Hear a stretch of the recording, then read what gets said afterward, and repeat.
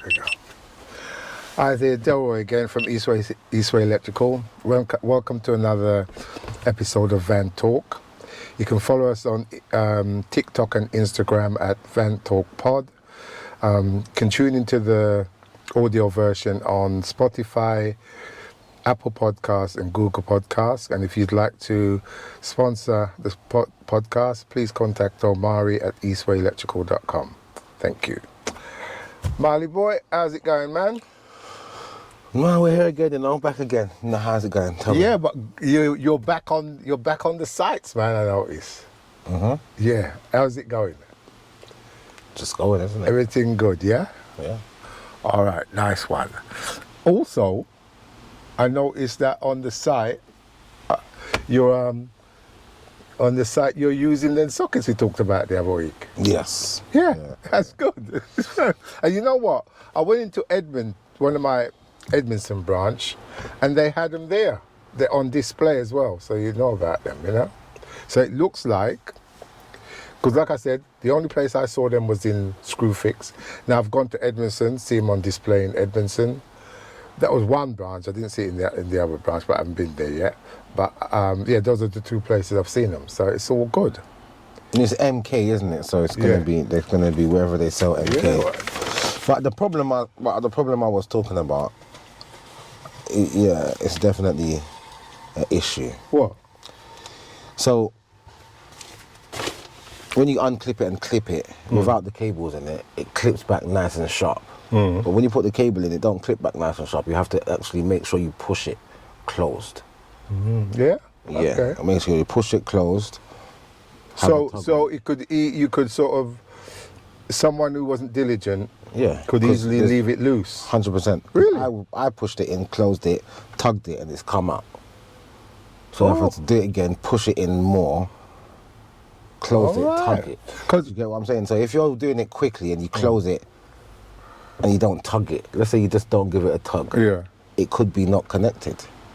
But if you push the lever down properly, even when I push the lever down properly, you make sure you have to push the lever. You have to push the cable in properly, as well as pushing the lever down properly. So you have to make sure. You might think that you've pushed the cable in properly, because the sheathing is not showing any copper. You've pushed it right into the sheathing, but if it's not clipped in properly, there's a little feeling. There's a very slight feeling that you can feel when it's in proper. Well, the thing is, you've done a number of them. I only done I think I've used it once or twice, but you went through doing quite a few of them.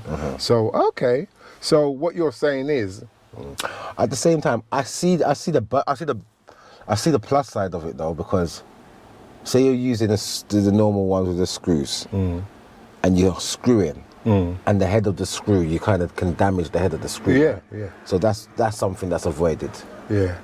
Okay. That's something that's avoided. But when and plus it's got three connection points, and they're big enough for 4 mil as well. So it's big enough for 4 mil. Yeah, it's big enough for 4 mil. So that's that's a good thing. Right. So having fit a number of them, what's your conclusion? I like them. Yeah. They are good. Because what I was going to go on to say, remember AFDDs, you should fit them, which means you should, but you don't have to. Sorry, man. Yeah. So what I was going to go on to say, because apparently how it works, it's a recommendation in the regulations. Oh yeah, sorry, before we go any further, I got them this time.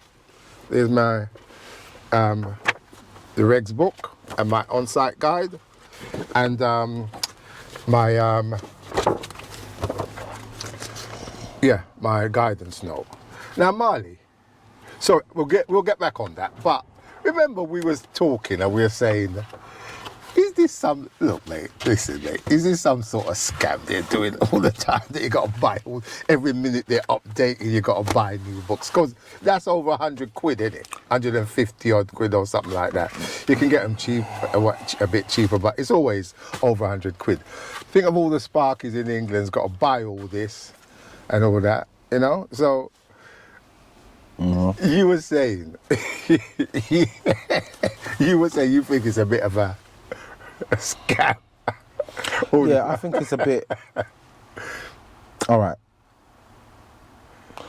So it's cause and effect, right? Something happens Yeah. to make you have to change laws. Yeah. Okay? For instance, the speed limit. Yeah. Things happened where, I remember back in the day where they said at 30 miles an hour, this could happen. At 35 miles an hour. Yeah, oh yeah. You can kill a picnic if you're driving, but if you hit them at 20, Right. they're going to survive. I remember the advert. So yeah. that's evidence, Yeah. right? But and as you said, we're going back and forth. No, with no, that. yeah. Go on, make your point, and then we're gonna But go. my thing is, there's no evidence. There's no evidence of the amendments. Like the amendments that they've made, there's no evidence to say this is why we've made these amendments. Okay, look, listen, mate. Things can't stay the same. Everything's got to be updated. But I mean, hold up. When was it? Was it 2000? Was it 2016? When was the 18th edition? Was it 2016? Or whatever. No, we had it to was buy the book. 17. Well, whatever. We had to buy the book, yeah? Yeah. Then Amendment 2, Amendment 3, we have to buy another book, a set of books. Then the 17th edition, now it's the 18th, isn't it? So we had, then was the 17th, we had to buy books. Then Amendment 2, 3, we have to buy more books. Then the 18th edition, you have to buy a book. Then amendment, you have to buy another set of books. Yeah. And we're talking about £150 a time, because you have to buy all Something three. like that, yeah. At least three, because there's still other books. Yeah. There's still different guidance notes. That's what's guidance note Because 3. you know what, Miles? What I reckon all the stuff they've put in this book, they knew before, but they're holding it back to put in the next thing. See, you know what I'm saying? This is what I that could reckon. make sense. I That makes reckon sense. all this stuff is there. They knew they could have put it in the last one, but they said, "Nah, we hold that back. Put it in this one, get it." Because it's all, you know, it's like the geezer said. It's like the geezer said, "Why fit a titanium? Why fit a titanium thing where you can just fit a copper one, immersion heater? Why fit a titanium one? Fit an ordinary one or a cheapskate one. Goes in a couple of years. You come back and fit a new one. You put a titanium that's going to last for years." So then, that's what I'm saying. We're not working to benefit the client. Well, anymore. look, mate. Listen, that's our point of view. That's probably not how it is. You know, these are legitimate organisations trying the best to make the electrical safety more, up to date, and so that all our members can work in safety and be protected. Okay, so we leave it at that. Okay, let's go back on. Let's go back on to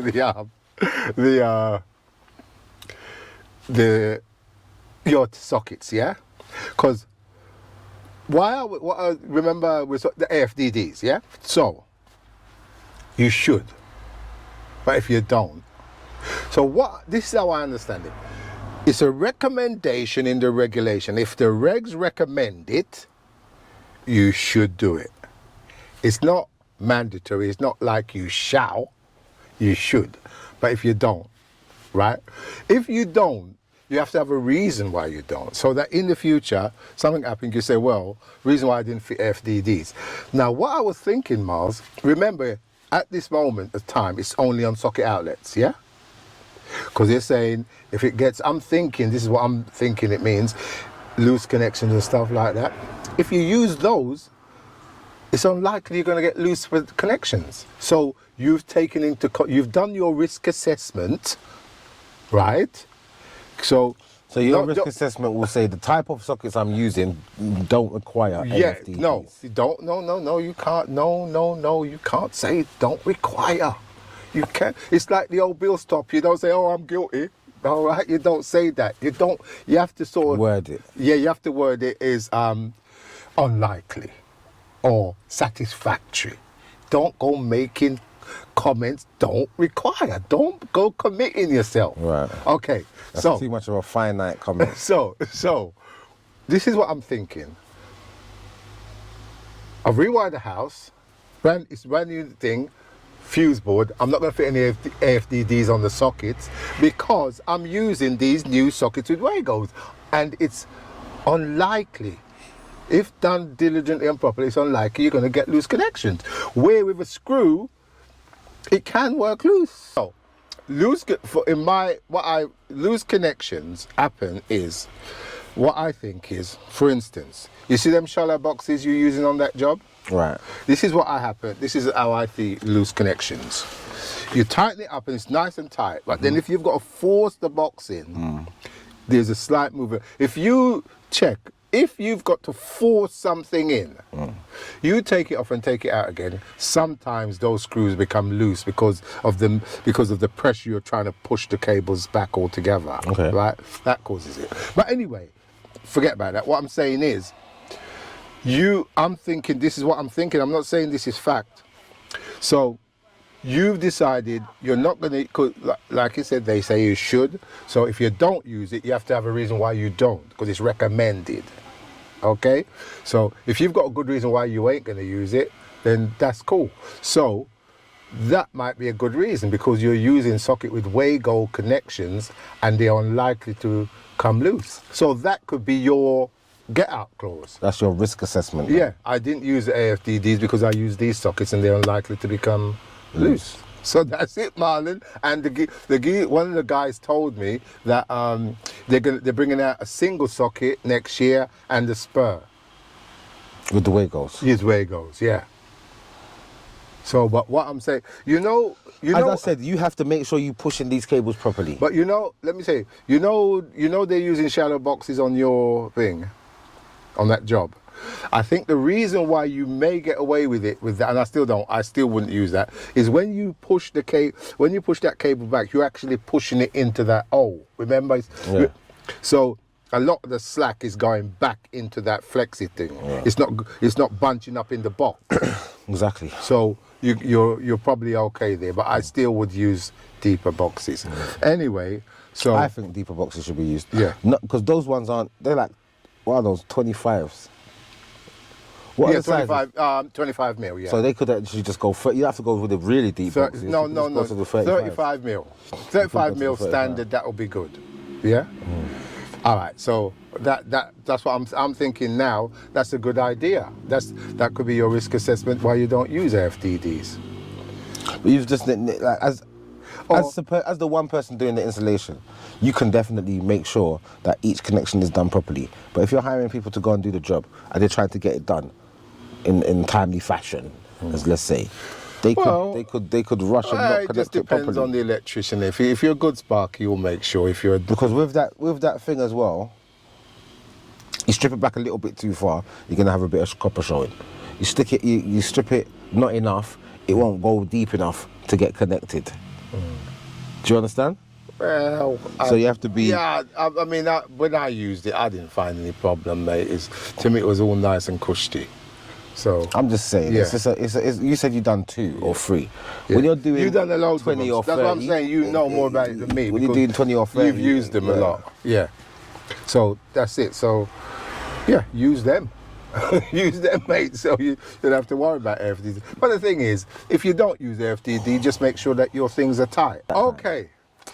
Remember, you and your always throwing a spanner in the works, right? What's that? Remember you were saying, I said,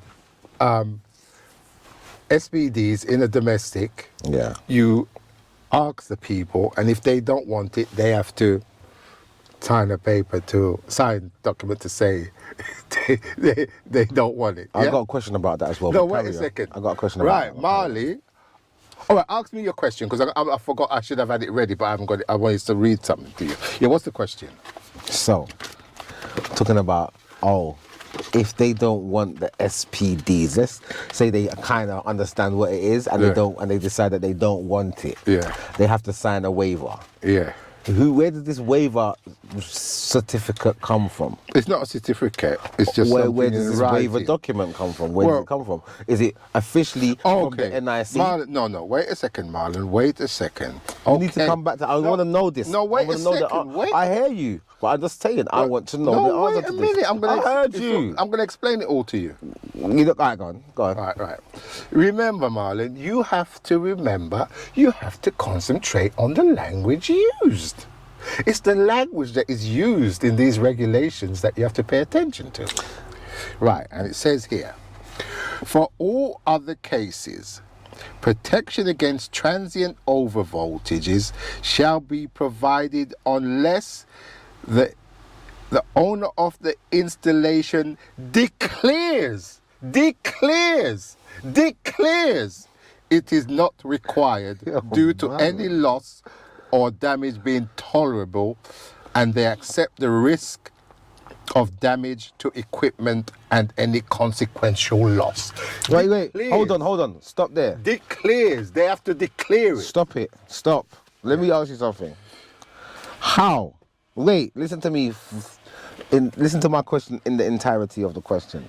Right, go on. How, does the client declare that they don't want something that they know absolutely nothing about? No, hold up, mate. Remember, you explain to the client. It's a simple thing. You don't make this thing... What's simple? No, wait a second. Don't make this thing complicated. All you're saying to a client, right? You say to them, there's these new devices that that is a requirement according to the new regulation. What it does, it prevents damage to your delicate electronic equipment for your TVs, your computers, and now they've brought it in for us to fit it. However, if you decide that if these equipment gets damaged, it's not big cost, it's not a big worry to you. To fit the SPD, it's going to cost, say, 150 quid, cost and fitting. Let's say that, yeah? Because SPD is what? I see them from 80 quid plus VAT upwards, right? So, if they want to spend, say, let's say, wait a minute, mate. If they say, right, we don't want to spend that 150 quid, we don't mind if our TVs get damaged, that's it. Some people might be just big-headed and say, look, why should I spend extra money? No, stuff it. I've been living here for years. It's never happened. I don't care. I don't want it. Fine. Okay, we'll write a little document. You just sign down the bottom, you don't want it. Who creates this document? You yourself. You as the electrician. Remember, you're a qualified inspector, qualified electrician. You're an official person. You're not some... And where does this document then go? No, in your files? In their files? What? Yeah. You put it with your certificate. Yeah, with your certificate that you hand to the client. Yeah, you may. I think, as a matter of fact. All right, I was just going to say you could comment. Maybe you could comment on the certificate and get the client to put their signature under it. That makes sense. You know, because there's a comment box, right? Yeah, you could. Maybe you could. Yeah, because that comment box is still there, right? Extra pages actually. Because the thing is, my thing's all on computer, so. That would be a bit difficult. So why not? Because you could just create the extra pages. I could print the extra page and send it to them, and they sign it to say, yeah, we agree, we don't want it. Yeah. So that's it basically. Okay. Oh, and funny enough, Miles. I've been doing that this week, for 2 jobs, and see, I'm wondering if I'm giving myself aggravation because. You're not wondering. You are giving yourself because look at it this way, Miles. Remember, in my head, I've seen the webinar, NIC have explained it. It's a recommendation, so you should do it. If you don't do it, then you have to have your risk assessment in your head, whatever, saying this is why I didn't do it, right? So. What I done, Miles, you're gonna laugh. So what I done, I gave 2 people the price, right, for a fuse board fitted under the current regulations, no SPD, no AFDD. Then a price for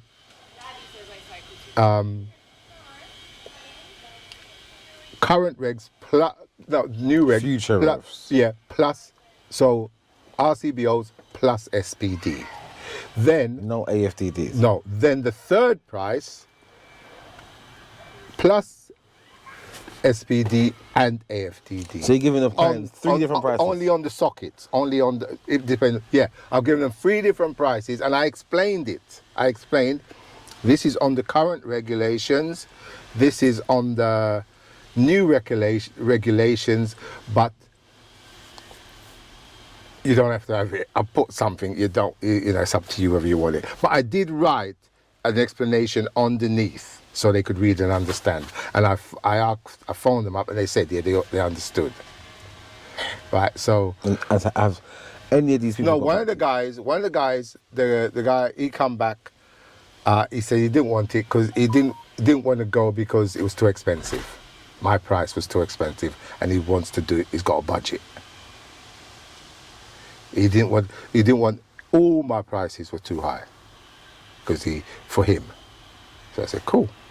The other person, they didn't get back to me. Right, now. Did you say 3 people? Or Two. So are you learning something from that little experiment there? I'm thinking to myself, I'm trying to be diligent. I'm trying to work to the regulations. Yeah. I'm trying to, you know, because. But the thing is, yeah, I'm telling you right now.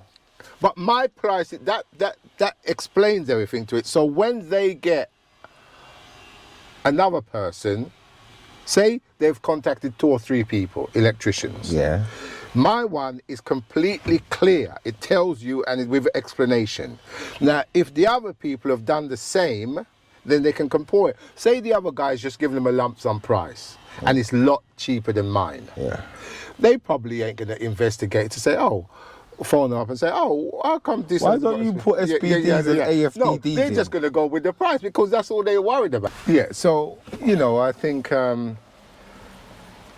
it's just that the first 2 that I've given this explanation to try to sort out this fuse board business. I'm going to monitor it and see how it goes in the future. I think you're going to talk yourself out of a lot of work. Yeah. But, Miles, did you hear what I said? Yeah, I know what you're saying. But listen,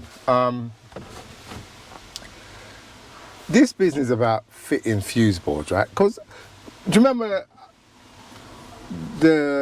one of the people that got in contact with me about a fuse board she said to me, she had an inspection and they recommended a new fuse board and all that. So I said, she wanted me to go, so I said, can I have a look at the certificate? So when she sent me the certificate, Marley, it wasn't no certificate. It's just some geezer going in there, looking around and writing something. Let me see, I wanted to print it, but my printer's not working. What it is, it's not connecting. It keeps saying printer offline. I don't know what happened because it was working before, but then so I've been trying to get it back online and I ain't got a clue. So what I had to do is just take a picture of the thing. I think I sent it to you to have a look at. It didn't make a lot of sense to me, Marley. Yeah, I remember what you sent to me, and it's like because I didn't know you could do that. They've just done something. They've generated some sort of form and just written. No, it's just a written thing. Hold on, let me just see. Oh yeah, here it is, Miles. Here it is. It says right. Yeah, carried out visual electrical inspection on behalf of potential new owner. Because what it is, the people that contacted me, they live in the flat and they want to sell it. Right. So I've come across this before, where the owner of the potential new owner wants to find out about the electric, so he orders an EICR, which he's got to pay for, not the client, not the people who live there. Yeah. But apparently this geezer's gone in there on behalf of the potential new owner and then said, this needs doing, and the people who live there have got to pay for it. So I said I didn't realise it was like, I thought the potential new owners do an EICR so they know what needs to be done. with the electrical. So the potential owners are saying, if this doesn't get done, we won't buy. In theory. Yeah, I didn't go that deep into it, but from speaking to them, they're living in it, so they're going to have to do it to sell it. I didn't know that's how it worked. But anyway, so he goes on. Yeah. No electrical testing of circuits could be carried out due to current owners working from home. That's ridiculous. I've done lots. Okay, fair enough. Then he goes, identified current electrical installation to be at least 40 years old. Earthing arrangement at the origin is PME/TNCS system. Right. Main earth bonding to gas is confirmed as 10 mil. No visual evidence of 10 mil bonding to water supply. Right. Electrical supply at the origin is a 3-phase head with 60 amp fuse, whatever. Yeah. Safety recommended. This is what it says. Due to age and electrical safety, recommend consumer unit be upgraded to current electrical regulations. Surge and RCD protection required. And electrical test. No visual cross bonding of pipes at boiler. Don't need to do that. Kitchen, sink or bathroom area, whatever. Visual all socket outlet switches and light fixtures appear to be in good, safe working order. That's just, he just looked at them. Oh. They just on a visual, like, yeah. Oh, that looks good. Yeah, that looks good. So now, yeah, that looks all right. So now, that looks about 40 years old. So now he goes, recommend upgrade consumer unit to current regulations, surge protection, RCBO protection to all circuits, full electrical test and certification, install 10 mil earth cable to mains water pipe in kitchen. But how does he know that's required? That's the thing. How does he know if he's just visually going around? And also, Marlon, he's wrong. The fuse board is an old, it's rewirable fuses, yeah? And the people took the cover off and showed me there was a couple of things missing. Yeah. So, right. So, that's, to me, I didn't know you could do that. Just... hold up there, Marlon. Did you find out how much they paid for this service? She had this company that does this is a well-known company. I'm not going to say their name, and they had a few workers around there doing other works. So I think, from what I didn't go deep into it. Electrical work? No, other work, plumbing, other works was being done. Right. So they went there. And I think they were given a lump sum price for the work, which included the electrical test. Right. But he couldn't do the test. So I don't know if they got... Anyway, he was there for about half hour, the woman says. He's put on his certificate on this thing, started at 9, finished at 10. No, started at 9, finished at 10. Right, so that's what he put. So he done a EICR in an hour, is that what he said? No, he didn't do an EICR. He said that he couldn't do it. Right. Because the people are working from home. Right. He just done a visual. And from his visual, he's come up with all this, yeah? Right, Miles.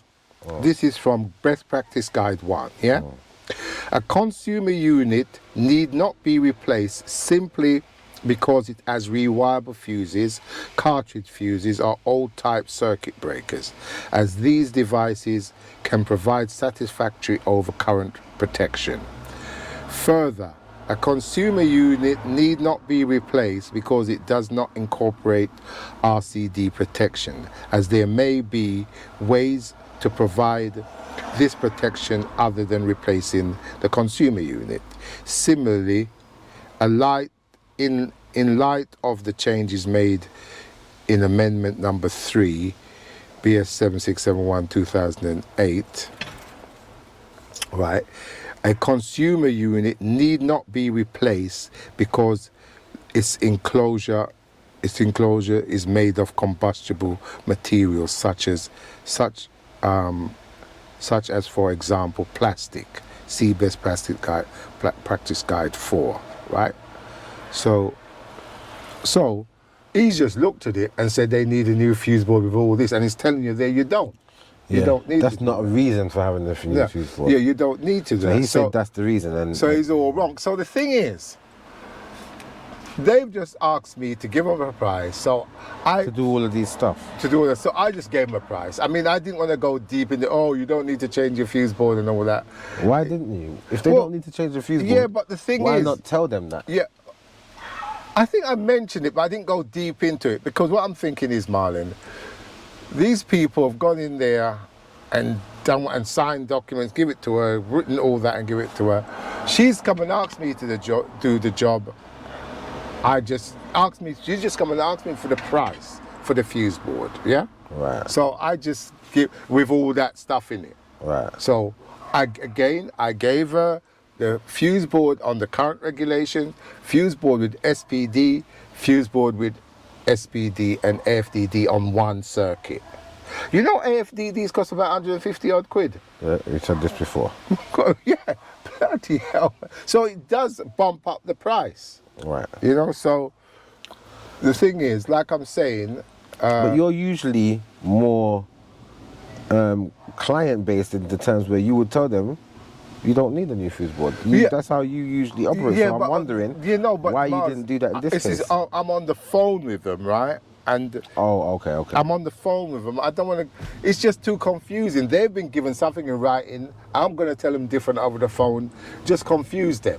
Okay. You know. So I just said. So before you go and change the fuse board, wouldn't you go and do an assessment to see if the fuse board needs changing? Well, they're not asking me to give them an assessment. They've asked me to give them a price for this work. Right. Okay. So I'm doing what they've asked me to do. Fair enough. I hear you. If I get to the job and then I'm in conversation with them, and I say, well, you know, to be honest, your fuse board doesn't need changing, but if it's unless you want it to be changed, because some people, they want to bring it up to the latest regs. They want switches instead of rewire fuses, right? So, but the thing is, they're moving out. So why should they care? Why should they spend to the expense? That's what I'm thinking. You know, because. Yeah. Well, I don't understand the thing I don't understand is how the potential owners have sent in electricians to then say, no, that's you guys need to get this done before we buy it. It seems to me as if to say they won't buy it unless these things are done. Maybe that's the deal breaker, but do they really want the place? But my thing is, as a homeowner, you sell the place and then when whoever buys it sorts out everything that needs to be sorted out. But, mate, I don't. Unless you decide as a homeowner that I'm going to sort all these things out before I sell the house. If they've decided that, do you know what? Before we sell the house, we're going to get it into tip-top shape for the next. No, I don't think that's the case here. I think the potential owner sent them in to do these checks, and he's come back. This is it, and then it seems like he's put the onus on the sellers to do it before he buys it. I don't know that. I didn't know that's how it works. I didn't know you could do that. To be fair. No, I didn't know that. But what I'm saying is, Miles, you get a lot of people who do go around telling people they need to change their fuse board after doing an EICR, which it tells you. You get a lot of electricians doing it. Yeah, but that's an electrician. I understand that. If I'm buying the house, isn't there some certificates that you have to have? Wait a minute, you're missing the point. I'm saying they're sending a lot of electricians are doing EICRs and telling people they need to change their fuse board when they don't have to change their fuse board. Right. That's what I'm saying. Okay. Right. Okay. That happens a lot. Right. Right. So, like I say, why do you think that happens? Mate, I don't know. It's just like the titanium thing and the what do you call it? Upgrade. Nothing's wrong with fuse board. I've been in a flat. I've been in a new build. I tell you, we're next to Orient football ground, right? They're not that old. And the geezer's gone there and took out the fuse board and put a new one in. When they're new fuse boards. They're not creating work for themselves. Yeah, because did they change from RCDs to RCBOs? The MCBs, sorry, MCBs no, to RCBOs. The same split board. But I think it was metal. Change it from plastic to metal. You don't need to do it. You know, Mars, what people don't fail to understand, it's I think the metal board's coming in 2016 or something like that. But if you, or I can't remember, but let's say for instance it came in January 2016. Right. Up to December 2015, you could put plastic fuse boards. Yeah. So in 3 years, say in 5 years' time, you go and test that job that was done in 2015. You can't say you need to change the fuse board. Oh, this is plastic. You need a new one. No, now. because it was done under the regulation. It was allowed. Right. So it's only when they actually need to change, like maybe a rewire.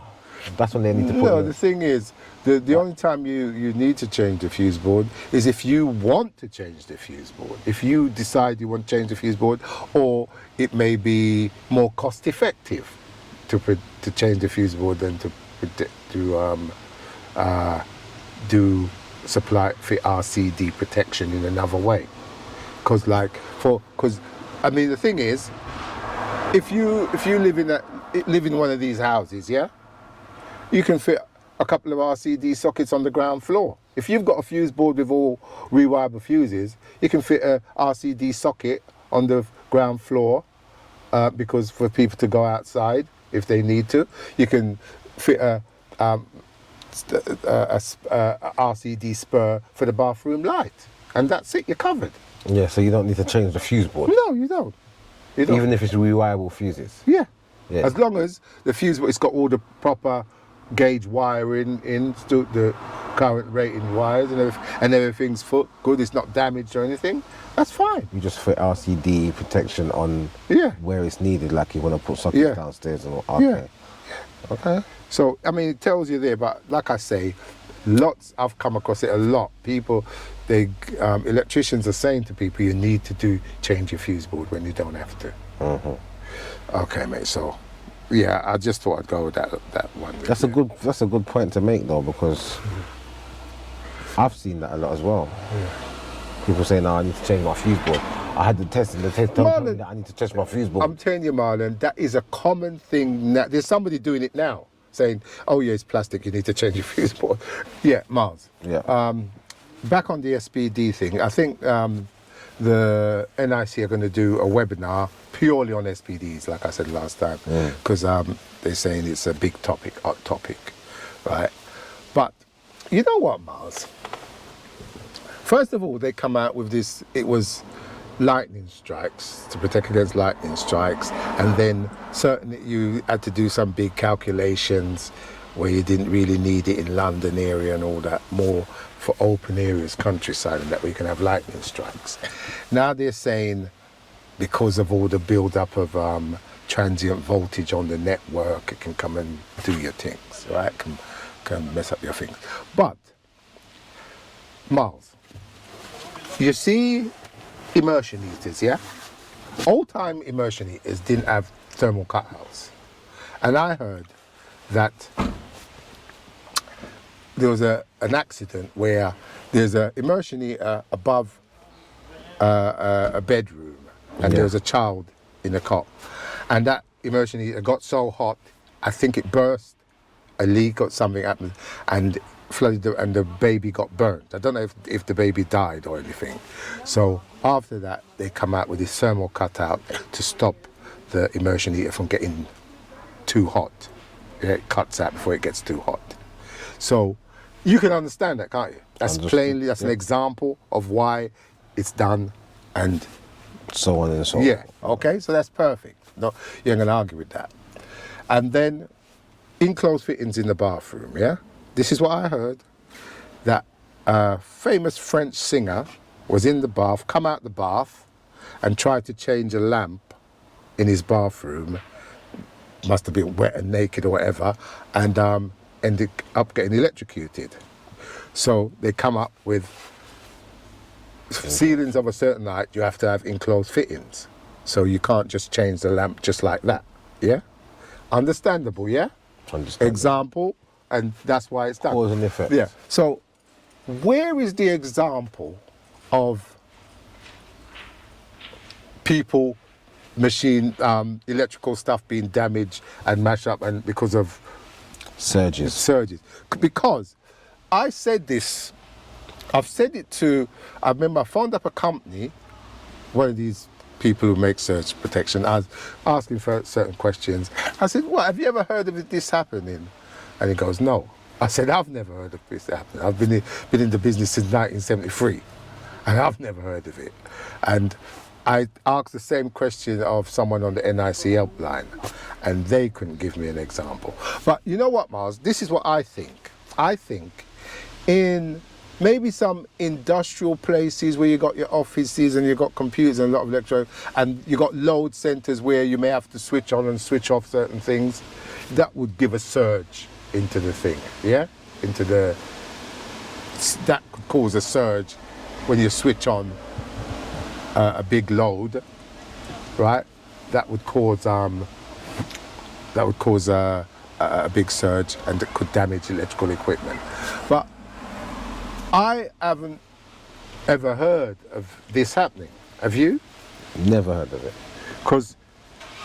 What I've never heard of is a lightning striking a building, and then it causing electrical overcurrents and stuff like this. I've never. Well, I'm thinking it must happen. They don't just bring these things out for no reason. All I'm saying is, it'd be good if you could get an example of it, just like those two examples I gave you.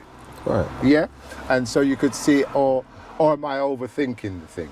No, you're not overthinking the thing. Those are the reasons why things come into play, cause and effect. So what's the cause of what's the cause No, of well, this they're effect? saying it damages your electronic equipment. So where's the example of that? Well, I don't know, maybe. That's the point. Where's the example? You got the example of the immersion heater. You got the example for the enclosed fittings. So where's the example for the SBD or the AFDD requirements? Where's the Well, examples? AFDD is different because that's loose connections, right? So where's the examples? Of the SBD. It's not different because it's also it's something that's a cause and effect, isn't it? So show us the cause where this has happened, so to prevent with this effect. No. Well, I've come across loads of loose connections. I tell you what. Has it caused arcing? What do you mean? Has it caused? No, arcing causes. Yeah, loose connect. Yeah, because arcing, right? Yeah. So has you seen an example that you thought to yourself, oh yeah, you see those EFDDs, it would have worked good if it was in that place there where this happened? Yeah. Where? No, I've took off plenty of cooker circuits, socket circuit, where the thing is welded together. Right. Okay. So Or that's it's an welded example together. So that's an example for you, in your opinion, yeah? Yeah, of course, because Okay, if you had an AFDD on that circuit, it would show up. It would show you that there's a. But mind you, Okay, well but hold up there, Miles. Wait there a second. So you fit an AFDD in a property, yeah? People don't take no notice of the fuse board. Usually the fuse board is in somewhere you can't see it. Exactly. So if. So hold up there. Wait a minute. I've got a. So what I'm thinking is, if there's arcing, does it trip the AFDD? That's not what you said. You said the AFDD signals. Yeah. No, but what I'm thinking now, I'm thinking this through. I have to find this out because I don't know. I really don't know. If, say you got loose connection and there's arcing, will the AFDD trip and then the light will come on to tell you that's why it's tripped? This is what I'm thinking. It must be. Because what would be the point? It can't just tell, yeah, it must trip if there's arcing. Well, you don't know for sure. And then when you go to the fuse board, there's the light beyond there to tell you that it's arcing or it's not an earth fault or whatever. Yeah, I'm sure it must do. You're sure it must do. You don't know. I don't know. It's just come to my mind. It's a calculated assumption that you're making right now. Yeah, it's a calculated assumption. But from your thought process, this must be the case. But we don't know that, so we need to find out. If we really care, we should find out from whoever manufactures these. Oh yeah, I'll find out. But find out. I never really thought about it, but I'm thinking. You're putting an AFDD for protect. If there's arcing, it's got to trip to let you know there's arcing. The light will be on as well. It can't just have a flashing light to say there's arcing. Yeah, it's got to trip. Because no one's going to check. No one's going to know. So I'm assuming it trips. Let's just assume if there's arcing, it trips. That's an assumption. Yeah, but it must be. You said let's just assume. That's what you said. Okay. Let's just assume. That means we have to assume. We don't know. Yeah. It's not. We don't know. Because We one- personally, I'm talking about, we yeah. don't know because Yeah. we haven't come Other across people it. out there know, but we don't know. Yeah. Other people out there know because they've experienced it, or because Yeah. they're the manufacturers of it. Oh, they just know more than we do. But how do they know more than we do? Because Because they've manufactured it, or because they've experienced it? Yeah, Which one? maybe. Well, either or. Whatever. They know about it more than what we do. Because there's people fitting AFDDs now. Does that mean that they have? All right, AFDDs have come in from when? I don't know. 2 years, 3 years ago? Whatever the last electric. I don't know. I ain't got. Okay, AFDDs have come in recently. Yeah. Okay. Do you, with your assumptions now, let's assume again, because that's what we can do right now is assume. Can you assume that it's been fitted and there's been an action that's made it have to be operational? All right. I don't know. Exactly, But we don't all right, know. I'll find out. But I'm sure it must trip. Because what would be the point? Yeah, exactly. What would be the point of it? Yeah. It's a thing, but yeah. I mean, that sounds Okay, but let's get like back onto the fact. SPD. But what I'm saying is, it'd be good if, because I don't know anybody's house where all the electronic stuff has been damaged because of transient voltage. Yeah, but I mean, obviously, when we don't know everybody's house, so Yeah. I'm saying there must be a reason why this is coming, but we need to find out what that reason is. No, we know the reason. No, We just haven't got an example. That's what I mean. I'm We need saying, to find an example. yeah, we know the reason why it's come in, but I personally haven't ever heard of an example where electronic stuff has been damaged because of transient voltages. And So are these experts? Are they foreseeing the future then? Prevention's better than cure. it's not a matter of future, foreseeing the future. It's just like I say, Marlon, loads of different cable manufacturers, NIC, all these different ECA, all these different bodies, all these different people, these different bodies come together to do these regulations. So it's not just on a whim. They know what they're talking about. But I'm just looking at it in real terms. It'd be good if you had an example. Because another thing, what I'm thinking, Marlon, again, I don't understand it, right? Is you got all these houses, yeah, and all these houses, and I was thinking about a tower block. In a tower block, you're going to have a lightning strip down so that if it gets struck by lightning, it goes down there and dissipates that, yeah? Right. So, you're going to have to worry about transient voltage on the system, on the network. You're not worry about the lightning strikes, because that's cool. So what I'm thinking is, and this again, this may sound a bit silly. I was thinking, can't they fit an SPD, special SPD, at the mains, so that so it prevent the transient voltage that may come into that block? Yeah? Yep. Right? Now, I did phone up someone and ask them, and they said, no, you'd still need even SPDs, if set protection in every each flat in every flat. because He was a bit vague.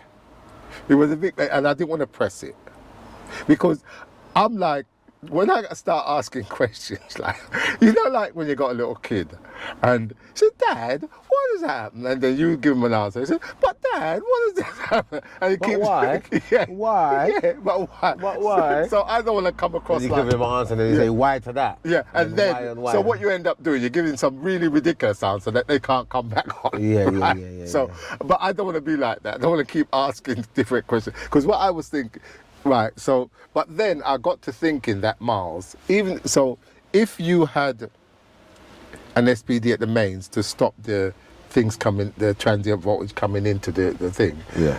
you would still have the transient voltage that would be created within the block in the different flats with all the switching and in the different. Because they say each time you operate a switch like a light switch, you send some sort of transient voltage in the system.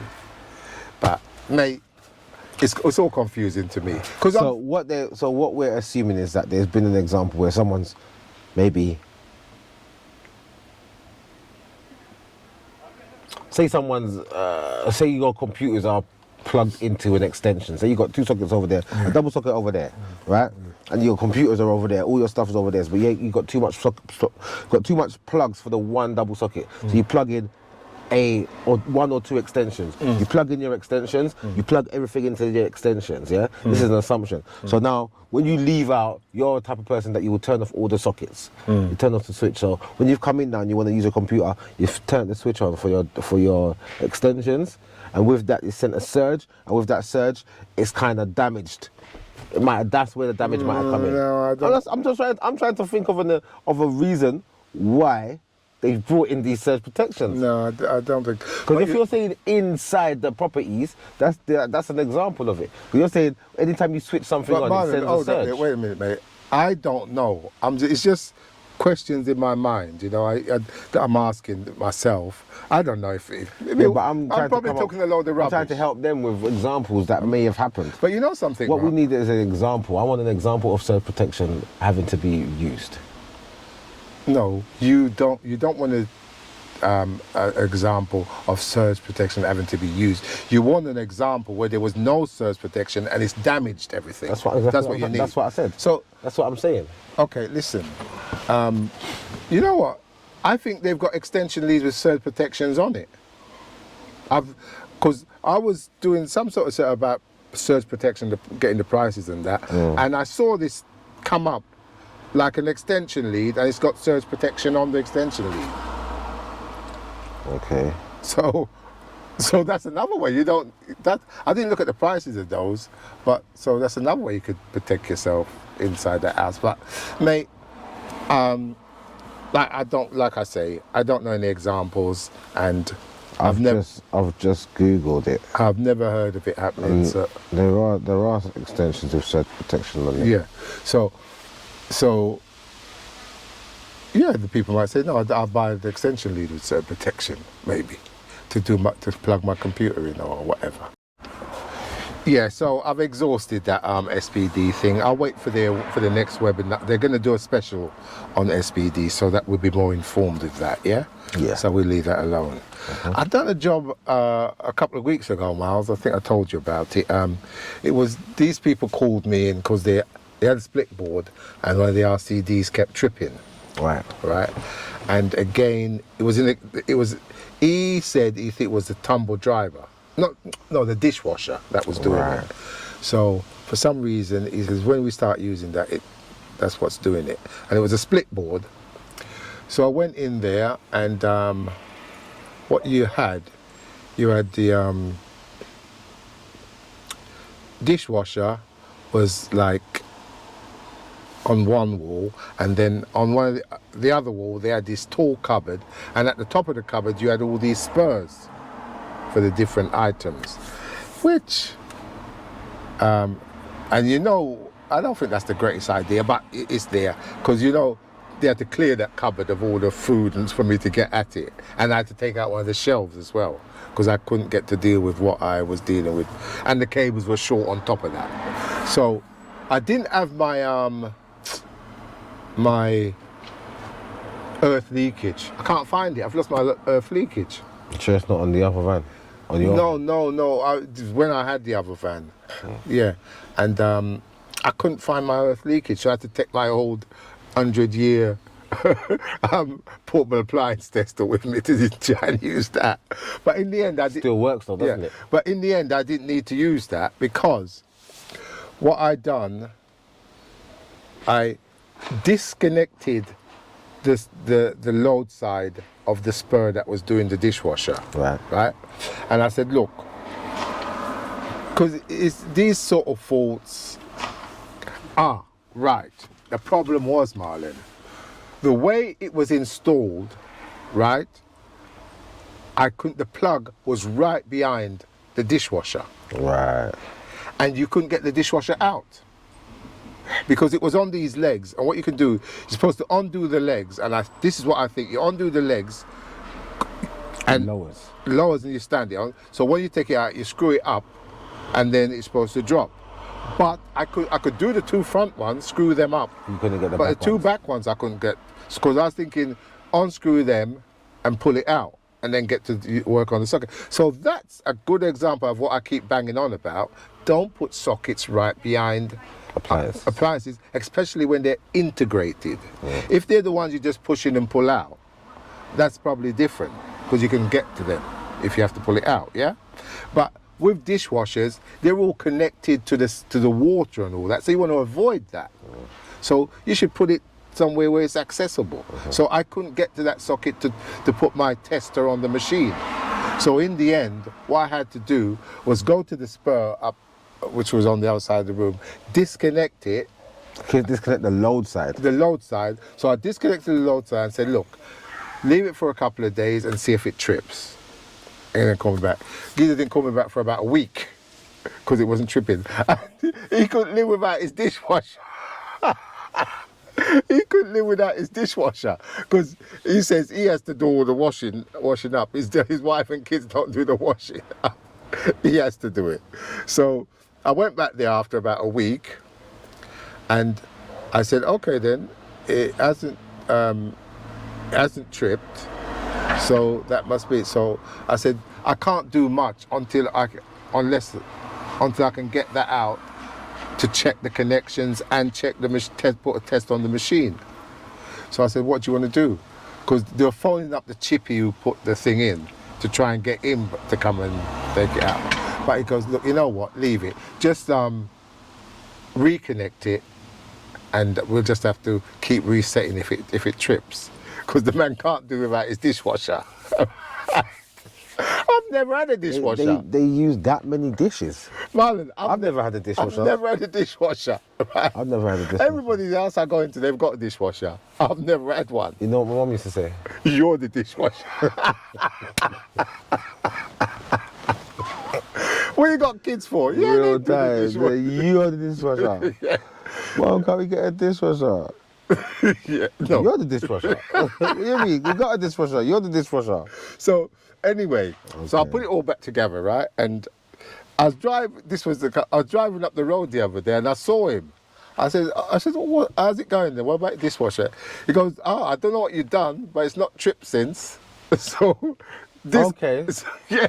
So maybe it was just a loose connection at that spur. Maybe, I don't know. So, because all I'd done, and the thing is, that wouldn't be surprising because, Miles, this spur, I couldn't even pull it out properly to get at the connection. They've made it so tight. Yeah, they cut it back too far. I don't know why these people, yeah, I think it was fitting. Was it a grid switch? No, it was just spurs. Just spurs. Yeah, cut, and it was cut into the flimsy part of the back of the thing, and they use plasterboard boxes as well. It wasn't a good installation, but to be honest with you, it looks good, all pretty when you look at it, but when you take off things, you find out the real. What did I tell you? Yeah. What did I tell you? Yeah. I've told you that hundreds of times. Let me just finish this story, Mark, because yeah. So he said, I don't know what you've done, but whatever you've done has cured it. So disconnecting it and then reconnecting it seems to have cured the problem. But we'll see. Because obviously you connected it properly. Maybe. This is my point to you about people doing things either diligently or not. This is my point to you. When you're doing these connections, you can vouch for yourself saying, I know that I've connected correctly. You put someone else on it, 2, 3, 4 people on the same job, you can't vouch for every person that they've done their connections properly. You just can't. Anybody can make a mistake, Miles. Okay. Yeah, anyone can make a mistake. But the only thing is... As well as everyone can be lazy. But the only thing is, I think that was a bad installation because they left the cable so short, it's hard to work on. So you have to be really take your time and make sure you do. Could you get any slack to pull anything? No, that's what I was trying to do. Pull it out so I can get. When you reconnected it, yeah. Could you pull some slack up so you can connect? No, not really. No, the funny enough, the load was long enough. It's just the ring part. I couldn't pull up on it. It wouldn't come. No slack. So anyway, yeah. So that's sorted. So just reconnecting it and seems to have solved the problem.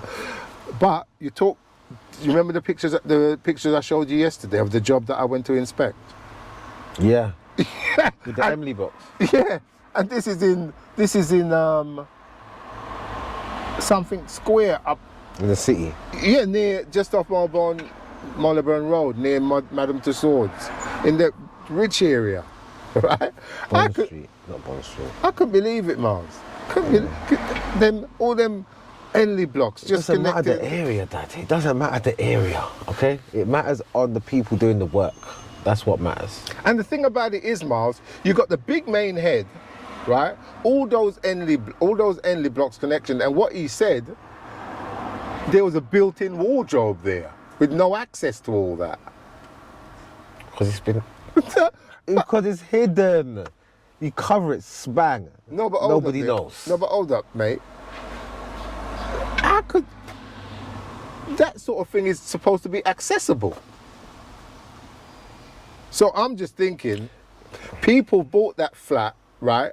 And they don't know anything. There should be danger, electrical equipment, whatever. So you can't go building a built-in wardrobe across it. These things are done on a daily basis. Yeah. I mean, I don't want to go into it. Things that I see, I don't want to go into it. Right.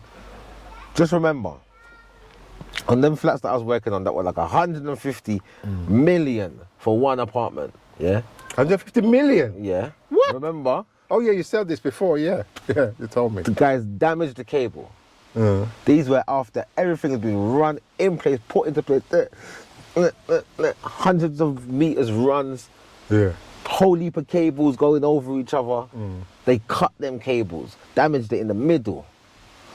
The main contract, the main man, the electrical engineer, he obviously finds out about it because everyone's saying, "Oh look, they've cut the cable." Do you think they rewired that? Well, the thing is, if you can get an unmaintainable connection. So do you think they rewired it, or do you think they put joints in there and made it accessible?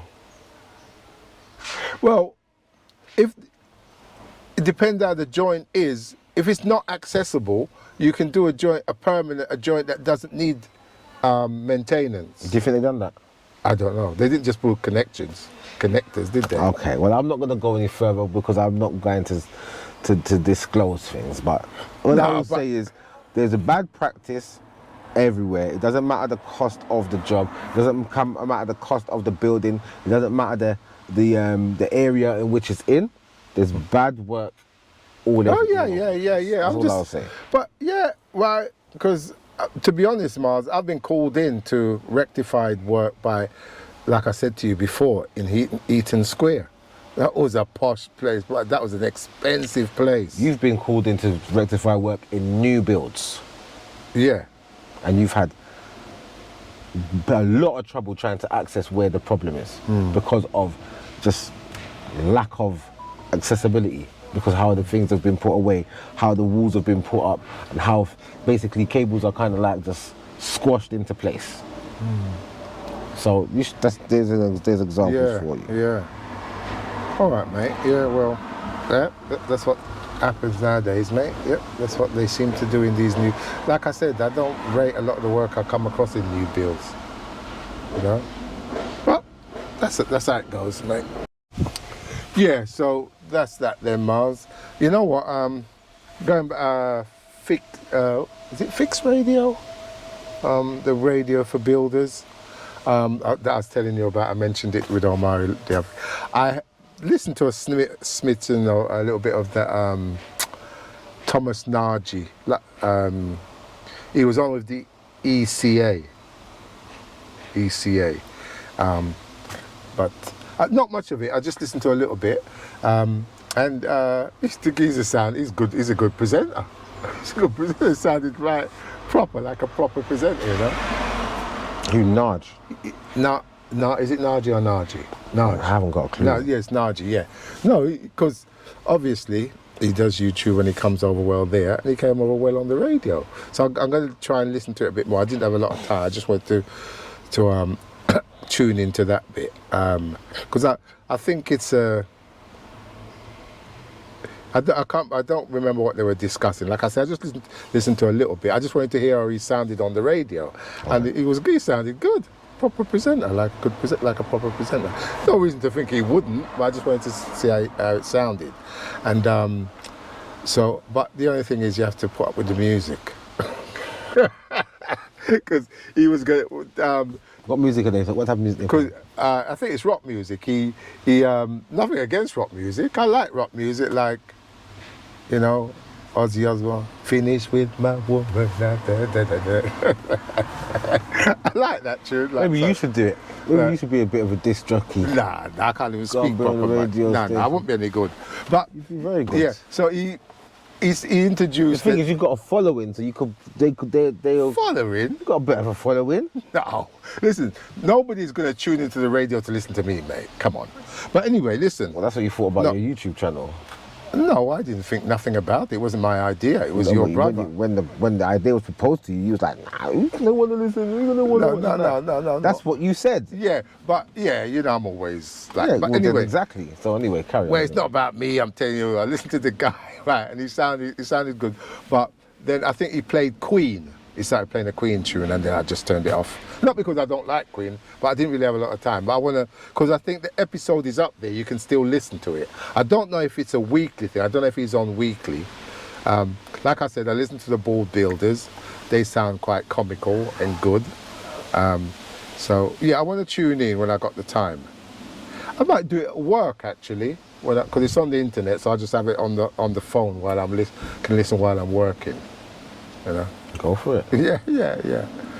You know, so hey, nothing boxing related, but I wanted nothing electrical related, but I just wanted to bring it up with you. People might be interested. Your brethren, my Julius Francis, knocking that geezer out. What do you reckon of that?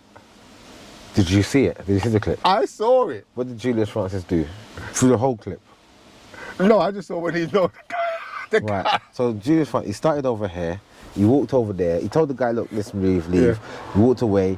He pulled himself away. Said to the guy, "Leave." He pulled himself away more. The guy then turned around and went to him. Was he drunk? I don't know if he was drunk Or high on just something? inebriated, intoxicated. I don't know. More than likely, but he deserved everything he got. You think so? 100%. Yeah, see, now, They said you can't keep being, let's let it walk away. He's a security guy. The guy's being very, very antagonistic, to say the least. He's troubling the general public. He's troubling the security. At what point should the security take action? What? At what point should he be then put in his place? so, hold up, just 1 second, Miles. Just 1 second, right? You agreed with Tyson beating that man up on the plane. I totally disagreed with that. Now you're agreeing with this guy knocking this guy out. It was funny because the guy was asleep. And I'll tell you something though, Miles. When you're a security man like that, and he's a big geezer, yeah, you ever heard about de-escalation techniques, Marlon? He done all of that.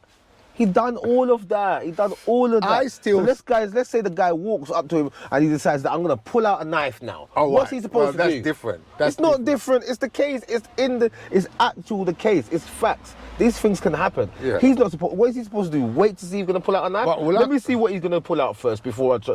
Get rid of the situation before it gets to that. But the thing about it is, though, Miles, you've got to be careful because you can kill someone like that. The man could have hit his head and died. Or be killed. Or be killed yourself. Because this is what he's in. This is the type of job he's in, is security. No, the guy didn't pull a knife or nothing. The guy was mouthy. All right, how do you know he didn't pull a knife? How do you know he didn't have a knife on him? Yeah, mate. I mean, it was quite funny seeing it, but that's dangerous, man. When you punch someone out like that on the street, man, that could end up serious. So I think he needs to control himself. There. He's controlled himself. It's an isolated incident. But The guy should need to control himself. But you know something else, man? You see that punch? It's a good punch. It's not like he went like this. He just went just like that. They say a boxer never loses his punch, no matter how old he gets. That was the last thing to go. Oh yeah, but that was quite funny. Another thing, Miles. Last week, right, when I said to you, what other trade you want to be? You say if you wasn't an electrician, you wouldn't be in no trade. Yeah, I wonder, you're not one of them geezers who think the old Sparkies, the bees knees. Because you know a lot of the other trades, building trades, don't like electricians. Because I'm not like that. they think electricians thinks they're the bee's knees. No, it's not that. Have you ever heard that? Yeah. Yeah. But it's not that for me. Yeah. I don't think electricians are the bee's knees, and I would never do anything. It's just that I'm not really. The only reason I'm an electrician is because you are. Yeah. Okay. That's the only reason. Yeah, if you was a plumber, if you was a chippy, I'd be hands-on. I'd probably still be hands-on and know how to use my hands and stuff. But I wouldn't want that to be my To be honest with you, I'm only an electrician by chance because I heard people at school saying there's going to be electricians, so I just followed. I tried to get into heating and ventilating because my cousin was in it, Nagy and all that. But yeah, I just got into it by chance. And I just once I start, I knew one thing though. I always wanted to have a trade or some sort, a profession, you know.